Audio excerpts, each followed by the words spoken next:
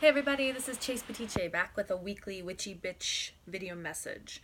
So this week I wanted to talk about what does the saying, the future is female, actually mean? Because you see that a lot on t-shirts and on, blog posts or Instagram messages or Facebook things, and what does that actually mean? And why does it scare the shit out of men? Because I think it does. Because ultimately it's saying that women are going to take over, right? Because it's operating within the same mindset that we are living in a scarcity-based hierarchical model where only one thing can be at the top. And for the past 6,000 years around the globe, there's been a patriarchal world culture. And so to think about the future as female, within the paradigm that we're in, it would be replacing men, right? But that is where I say no. So what I believe the future is female actually means, and I would replace female with feminine, okay? Because men have feminine energy just as women have masculine energy. And what I believe the future is female means is that feminine energy is going to be starting to emerge as a mainstream energy that is going to be balancing out this patriarchal dominated world that has got us to where we're at today, where we're totally numb to planet Earth and each other. And we're based in this scarcity model that is ultimately leading to the mass amounts of greed on the planet.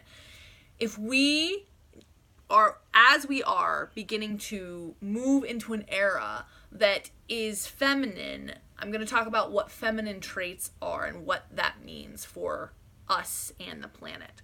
So, feminine principles, I've talked about this a little bit before, of yin and yang. It's based in Taoism, but feminine principles are really they're based on collaboration, and they're non-competitive, and they're based on this idea, if you can think about it as a shape, as a circle, where everything is dependent on one another, versus a triangle where there's one thing at the top, where there's only one.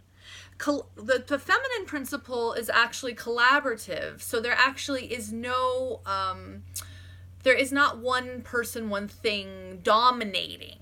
It is a mutual receptive energy where things are coming together and they're working towards a whole. So it's this idea that feminine energy also, it is the divine.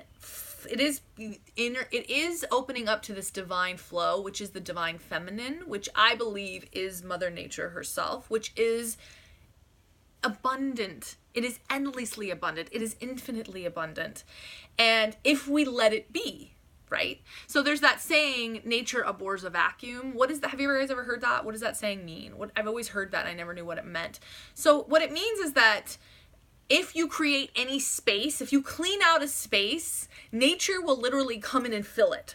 Like, anything will become and filled if you create a space for it, which is part of what I teach, because it is ultimately means that, like, there is, like, prosperity is our MO. It's like we live on the most prosperous, beautiful planet. And we have this magnetic, golden, benevolent flow. But because we've gotten into this mindset of greed, where we believe that there's only this much to go around, it's actually perpetuating a kind of destruction. So feminine energy is collaborative, and it's based on the idea that there is infinite abundance. There is infinite energy for everyone and for everything to go around.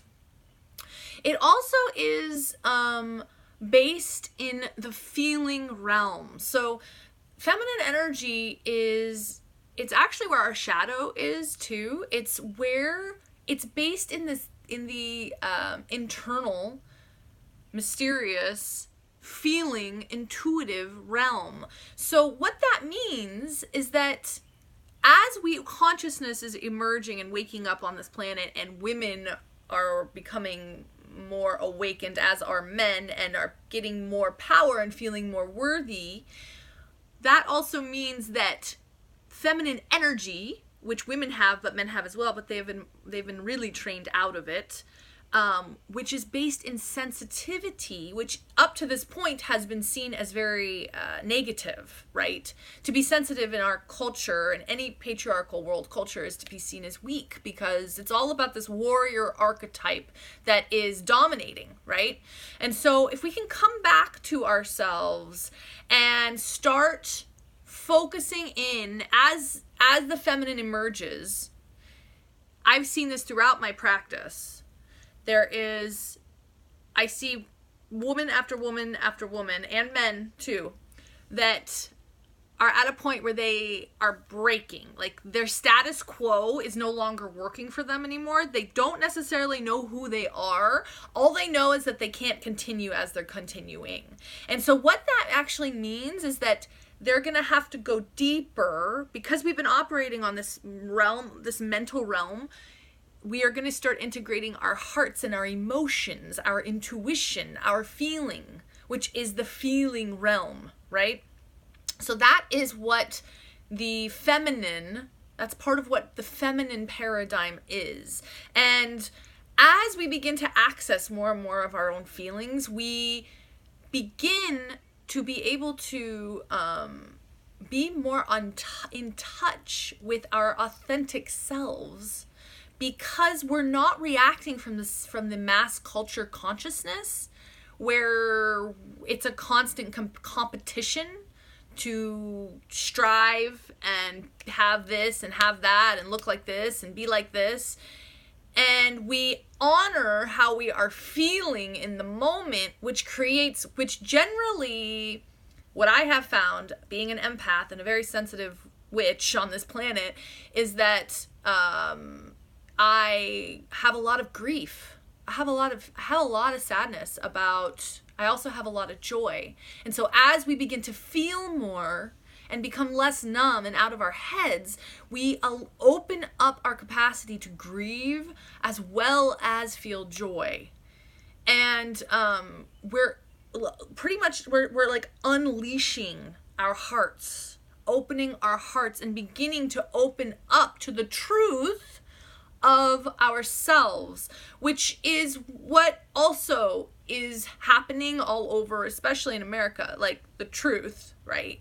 These perpetual dark aspects of our culture that have been so looked over for so long are now unearthing. They're coming out. And so it's the same thing is happening within all of us.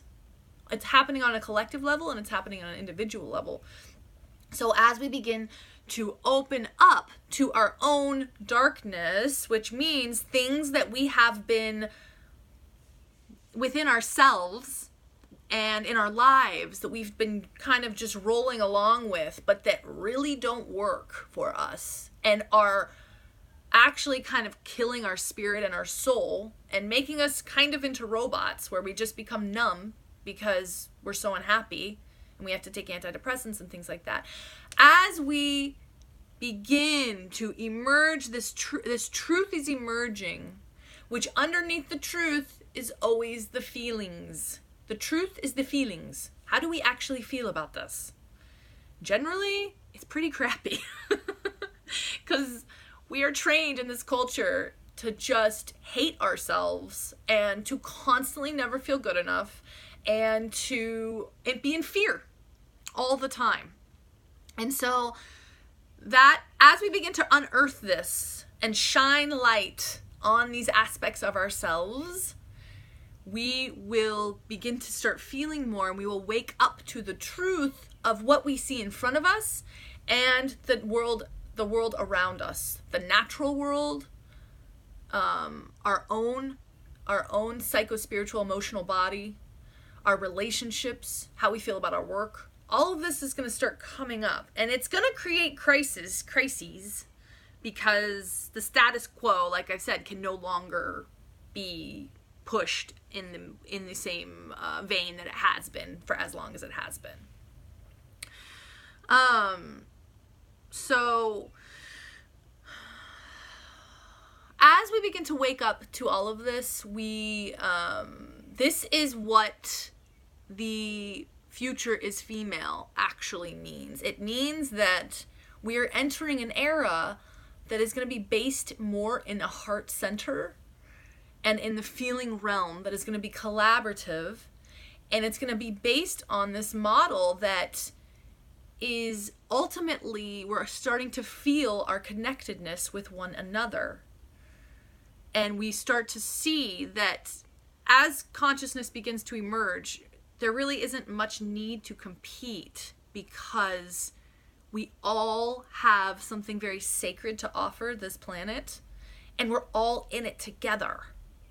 And as we begin to open ourselves up to believing and remembering that, it's just a remembrance, because it's remembering the truth of who we really are, infinite cosmic energy in human form. And as we begin to wake up to that, we will see shifts in our own lives and all around us. So that is what I believe the future is female means. The future is female. The future is feminine. It's recalibrating it does not mean that it's not masculine. It means that it is balanced between the masculine and the feminine, and that there is space for the feminine, because the masculine is important. We have to have drive, ambition, movement forward, but we also need to have presence and nurturance and sensitivity, when these are qualities that have been so squashed out in our current paradigm, and now they are emerging like the beautiful flowers that they are. So this is my message for the day, and I hope you all have a wonderful week, and much love.